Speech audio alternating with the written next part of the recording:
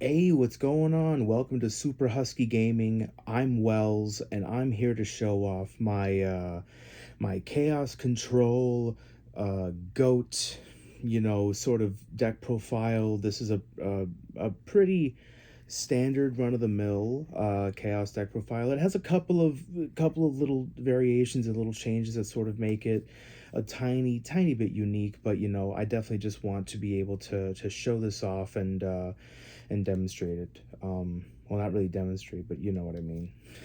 So the first cards we got is the classic Gravekeeper Spy. I like playing three.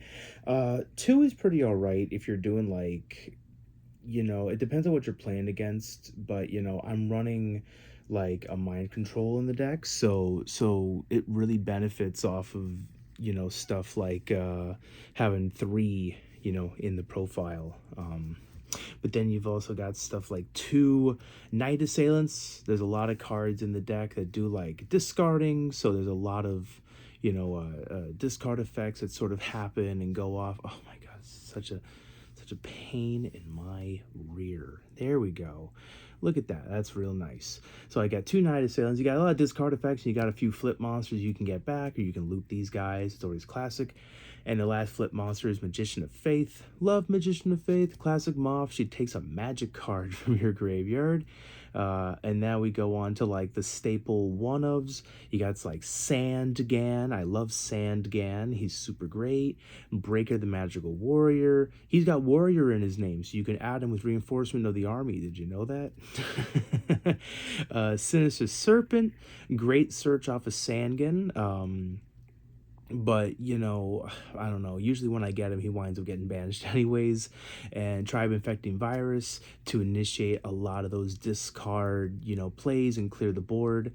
One Kaiku, I've got a couple in the side deck, but I like main decking the one just to have a little bit of a beater on board and to deal with like the mirror match if I don't know who I'm playing against. And one Tsukiyomi. The Tsukiyomi is really good for recycling your flips and getting rid of like your opponent's beat monsters like Blade Knight and Kaiku, so it really helps out. And then you got three copies of friggin' Thunder Dragon. Thunder, ho! This is just great for thinning out your deck, getting Lights Engrave, and, discard fodder. And then we get on to the two tribute monsters I'm using.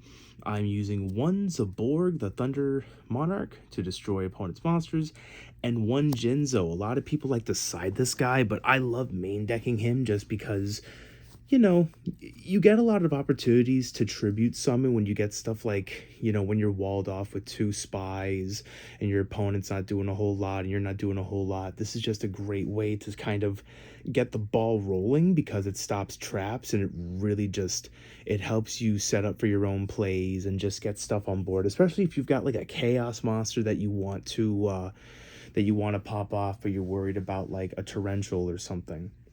Speaking of chaos monsters, I'm playing two copies of Chaos Sorcerer. I'd love to play a third in the main deck, but I feel like that's a bit too clunky.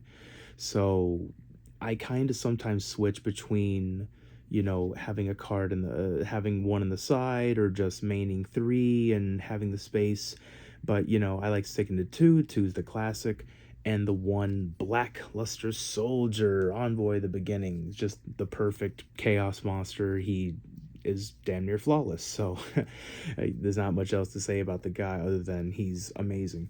But that does it for the monsters. It's a pretty hefty monster lineup, but it's just a lot of stuff that's like gonna wind up getting discarded by a lot of effects, or they're gonna wind up getting trashed or whatever. But it happens.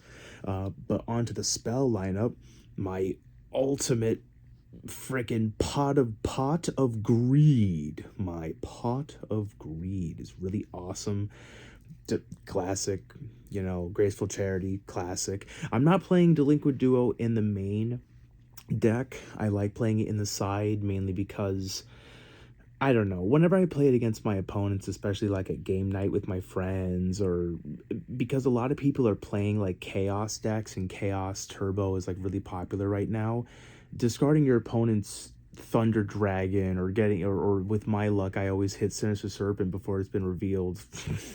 But that's sometimes I main it, sometimes I don't, but for now I'm not maining it for this profile. And as I was saying, it was a Chaos Control deck, so we are playing 3 copies of Scapegoat and 3 copies of Metamorphosis in order to metamorphosize those goats into Thousand Eyes Restrict. I love Thousand Eyes, really great in this format. Although there's a lot of ways to get around him if you know what deck you're playing against, and if you can retain stuff like your Tsukiyomi and you can find ways to recycle him and then keep him alive, you can really like dominate the board for 3 or 4 turns and just turn a whole game around. On top of me having the 3 Gravekeeper Spies, I had mentioned that I'm playing a Mind Control. I love just being able to steal an opponent's spy, steal an opponent's Moth, steal a Dekoichi, being able to steal effects. Or if your opponent has a Chaos Monster or a BLS, you're able to, steal it and banish something or banish itself. This can be like a 1-spot removal card, and people don't really see it that way. People see it as more of like a niche utility, which sometimes it can be turned into depending on what you're playing against. But I'm also playing 2 copies of Noblemen of Crossout.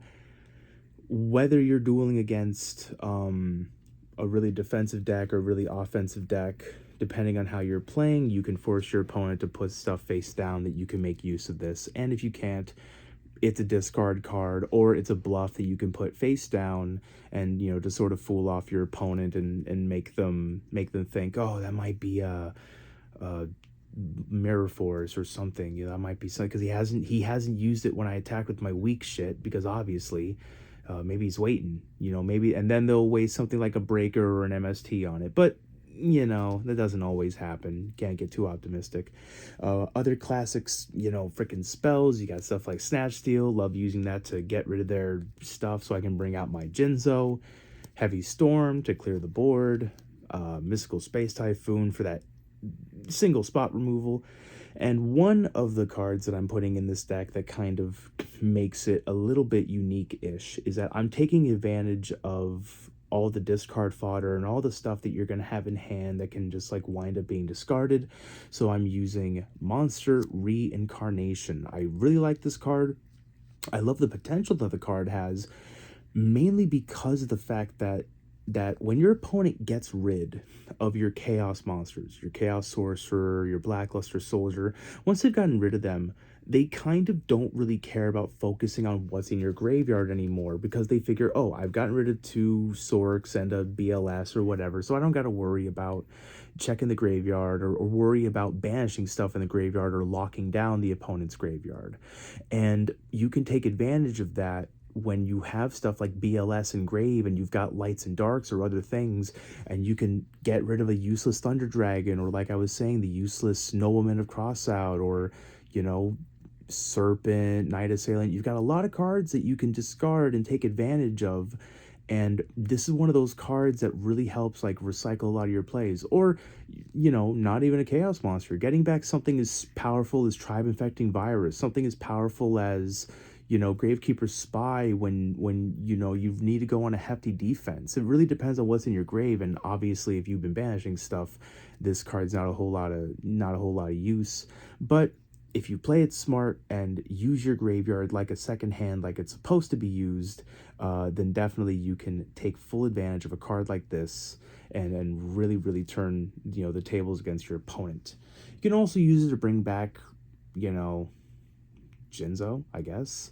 If you got stuff like you want to tribute it with your opponent's monster with Snatch Steal, you can do wacky plays like that. You never know. But now we're going to move on to the traps, the last cards in the deck. And I'm only playing a couple in this deck because I've got Jinzo, so I really don't want to lock myself out of being able to make plays.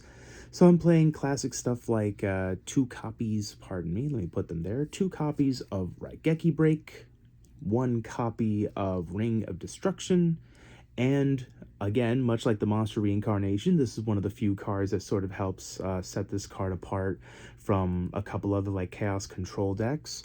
Divine Wrath. Again, it just takes advantage of all the discard fodder that you're gonna have in your hand, and it really just helps deter, well, not deter, but it helps defeat opponent plays, because I'm not playing, Solemn Judgment. I have Solemn Judgment in the side deck. I'll show you the side deck in a minute. But this is more just for just being a little janky, hitting my opponent when he's gonna bring out a breaker and it gets effect to put token on itself, and you can hit him and discard, Sinister Serpent. Much like the Raigeki break, it's just there to deal with like cards. And I like using the Raigeki breaks for getting rid of like face down cards and monsters. And this helps deal with like, all kinds of, monster effects your opponent thinks you're going to be safe in getting off. Because they're going to think, oh, that face down is probably a Raigeki break or something. I can just summon this and get my priority effect. Nope. This works just like that.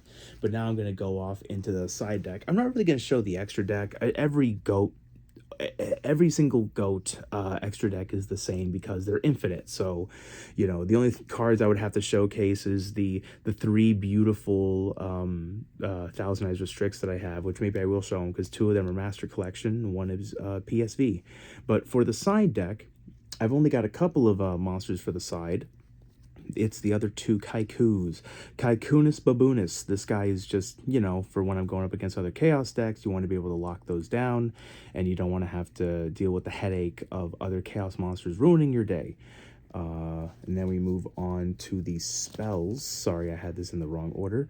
Here's the Delinquent Duo. That's for, if I'm going up against, like, other decks, like beatdown decks or machine decks that can really not afford to have cards discarded. And then that's why I also got Card Destruction, and to do a couple of like turbo-ish plays, I can put in Upstart Goblins, and I've got 2 copies of the Magic card Book of Moon, really good for just hitting the opponent's plays or putting a flip monster in attack mode and attacking with it, and then playing defensively, Book of Mooning when your opponent attacks it. But that's it for the spells. Now for the traps, I've got the 3 copies, boom, boom, boom, of Solemn Judgment. This is for, if I'm going up against like really powerful combo decks or decks that have like that one crux card that needs to go off, like decks like Reasoning Gate. They use Offering Gate or something like that, and they tribute their monster, and they're kind of banking on the card going off. You sort of use it on this, or really powerful summons. I'm pretty bad at using this thing correctly. I'm I gotta get better at using it, and I'm trying my best to get better at using it. But eventually, I'm hoping to be able to expand my horizons with this card and find my own judgment. But on top of the Upstart Goblins for the turbo aspect, I'm playing 3 copies of Jar of Greed. I love Jar of Greed. It's really good for reactive plays against your opponent, especially when they're going to like MST or Heavy Storm, and you got multiples of these. You can really take advantage of your opponent getting precocious. And then 2 copies of Trap Dust Shoot. These are not in the main deck, mainly because I don't like looking at my opponent's hand. I'm not really big on like remembering what's in there, and the ability to put a monster back in the deck is great, but I feel like that kind of detaches from the fun of the game a little bit. And also just knowing what my opponent has in their hand and what they're going to play later is just, I don't know, I feel like that to be a bit of not super great. But obviously for tournaments, this goes right into the main deck. This replaces the stuff like Jinzo and like Divine Wrath, you know what I mean? But this is like more like the game night build, and this is more for like having fun, and but that's pretty much the entire deck profile. Oh, that's right, I was going to show off the Thousand Eyes Restrict that I've got. So I've got here is this one is the PSV one. Hope you can get a good look at that. It's really pretty. I like it because I believe this is the one that says you treat the equipped card as a magic card. Here, let me read that really quick. This monster can take on the attack and defense of one opponent's monster on the field, a face-down monster. Treat the selected monster as an equip magic card. Oh, that's so freaking cool, you know? And then the other two I have are the Master Collection Volume 1s, which are really pretty, and I like these a lot. These are the ones that I think they were handing these out at Toys R Us when Toys R Us used to host Yu-Gi-Oh tournaments like really long ago. They couldn't they really couldn't host those tournaments because they were so disorganized. You know, they were being hosted by people who didn't know what Yu-Gi-Oh really was or really didn't care, and the tournament structures were so like freaking jank. I walked away with a trophy because I lied and just said that I won a whole bunch of games and they didn't like verify or anything. So I walked away with a little prizes, you know. But this was one of the cards that I think that they were handing out to some people for attending the event, like the actual tournament itself, and is really freaking cool. But that's the entire deck profile. I'm not really going to show the rest of the fusion deck because it's just a bunch of crap. It's got like Dark Balter and other stuff in there for utilizing Metamorphosis. But I really hope that you guys enjoyed the profile. I hope that it was, I don't know, a little bit inspirational. Maybe it'll make you think again about using stuff like Monster Reincarnation and Divine Wrath, and maybe splashing in like a third Chaos Sorcerer.